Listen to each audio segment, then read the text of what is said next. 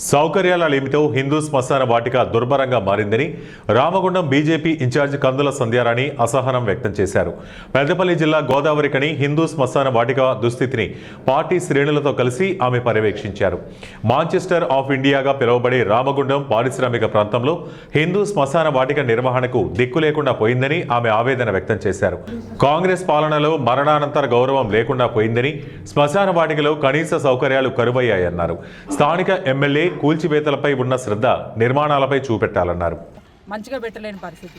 అదే రకంగా మనం లోపలికి కనుక ఒకసారి పోయి చూసినట్టయింటే ఇవాళ కుటుంబ సభ్యులు వస్తారు, స్నానపు గదులు లేవు, తర్వాత మరుగుదొడ్లు లేవు.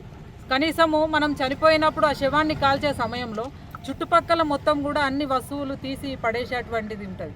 అవన్నీ కనీసం క్లీనింగ్ చేసేటువంటి శానిటేషన్ సిబ్బంది లేరు.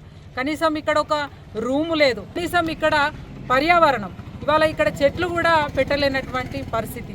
ఇట్లా అనేకమైనటువంటి ఇబ్బందులు. ఇలా పేరు గొప్ప ఊరు దిబ్బ అన్నటువంటి చందంగా ఇండస్ట్రియల్ కారిడార్ రామగుండం అని చెప్పుకున్నాడే తప్ప ఇలా చచ్చిపోయినాక ఆత్మలు కూడా ఘోషించేటువంటి పద్ధతులు ఇవాళ ఇక్కడ గతంలో ఏదైతే పద్ధతి కార్పొరేషన్ అధికారులు రూపాయికే దాన సంస్కారాలు నిర్వహించిండ్రో ఆ పద్ధతిని మళ్ళీ వెంటనే ప్రారంభం చేయాలని భారతీయ జనతా పార్టీ స్పష్టంగా డిమాండ్ చేస్తూ ఉన్నది. లేకపోతే ఖచ్చితంగా తీవ్రమైనటువంటి పోరాటాలు భారతీయ జనతా పార్టీ నుండి చేస్తాము. ఎందుకంటే ఇవాళ వ్యక్తి చనిపోయినాక చావుకేడ్చుడా పైసకేడ్చుడా అనేటువంటి చందంగా గోదావరి కళ్ళు తయారైంది. ఇవాళ దాదాపుగా ఒక 25,000 30,000 ఇవాళ డప్పులు కావచ్చు, తర్వాత కట్టెలు కావచ్చు, ఇట్లా అన్నింటికి ఇవాళ ప్యాకేజీల చొప్పున 25,000-30,000 తీసుకుంటే లేనోడు మధ్యతరగతి కుటుంబాలు ఎట్లా పెట్టుకుంటాయి. కాబట్టి ఎమ్మెల్యే గారు జర దేకో ఇటు చూడండి. మీరు కూల్చుడు కాదు మీ పని, నిర్మాణం చేసేటువంటి పని చేయండి.